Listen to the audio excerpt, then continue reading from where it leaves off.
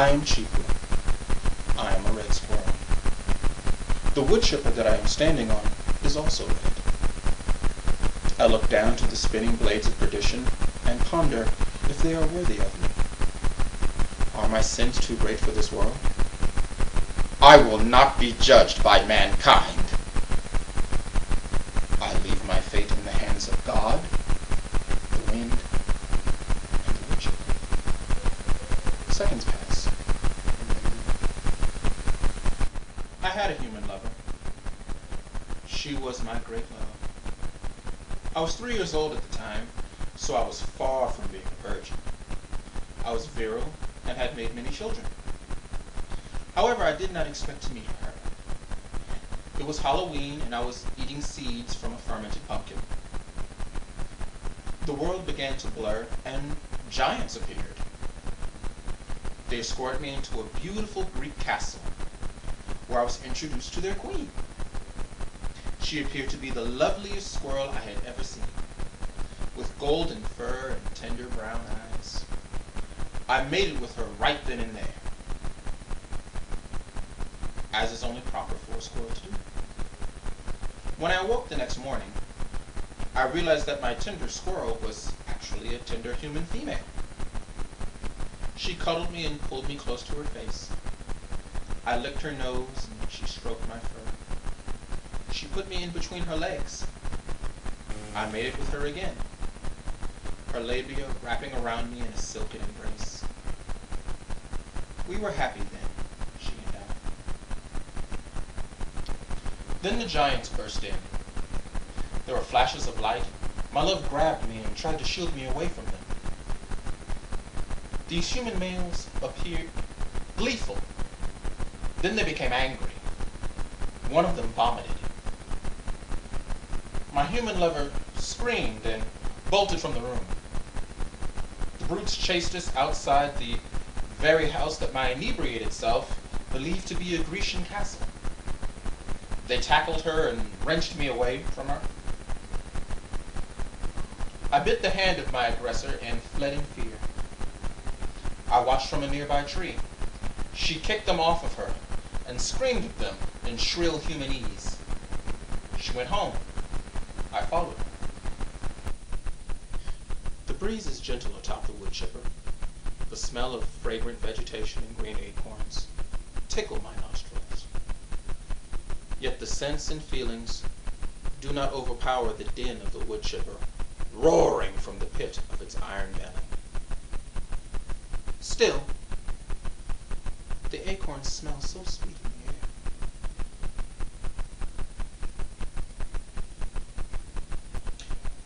My great love was a forbidden one, I discovered.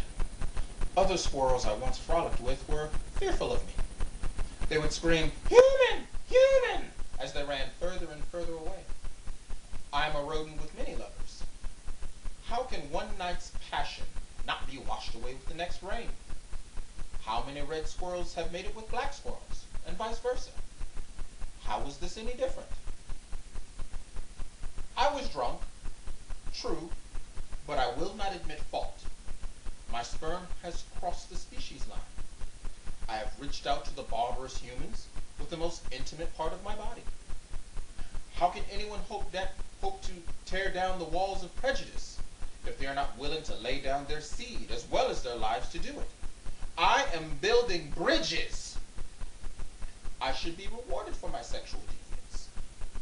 Mankind should build statues in my honor. Little squirrel children and little human children will look back at me through the perfect vision of hindsight and see me as a civil rights pioneer. I am Chipu, and I am righteous. The reaction of squirrel society surprised me. The reaction of human civilization was less shocking. My love took me to live with her parents. They would have none of it. I was immediately thrown out of the house. My love and I would meet secretly in the night to consummate our love.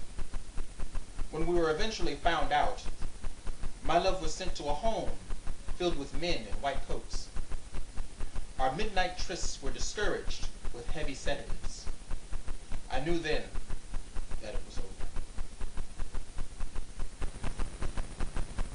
Of course, the worst thing of all was her inability to get pregnant. After all the times we had sex, I was expecting a litter of buck-toothed humans with an obsession for nuts. I know the problem could not have been with me. I have sired many pups by many different females. Had I known she was barren, I would not have sexed her a second time. She was my greatest conquest, though. She is my great love. I have no regrets. I stand on the woodchipper with my head held high. The hair of my white chest is thrust out to the wind, and my eyes are turned towards God. These are the judges of me. They are the only ones worthy. They know me. They know my plight. They know my heart. Mankind will not judge me. Mankind has tried to kill me and separate me from my love since our very first encounter. The wind will cast its verdict. If I am guilty of the great sin my fellow squirrels claim that I am, the wind will come and blow me into the woodchipper, and God will claim my soul.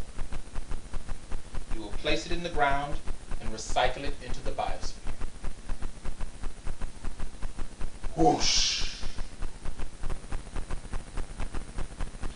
The push from the wind is irresistible. I feel my body tilting towards the abyss. The whirring blades of the woodchipper call to me. I smell tree sap and leaves. My death will be pine-scented. The blades are coming closer now.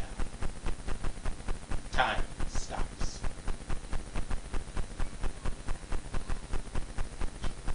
I know God will have mercy on this sinner. He knows that I was building bridges with my masculinity. He knows that I sinned for righteousness' sake. I sodomized a young woman to make the world a better place. I am a civil rights pioneer. I am the greatest rodent to ever walk the face of the earth. I am a martyr for the cause of sexual liberation. I am the scion of freedom. I am... Ew, Clem! Why did you knock that squirrel into the woodchipper? Don't worry about it, Martha. The way it was just standing there, I thought it wanted to go in, said Clem. Hey, Martha, baby, you want to have a quickie with a real man? Clem, my husband's coming home soon. We'll get in trouble. What, baby? You act like I'm trying to have sex with a squirrel.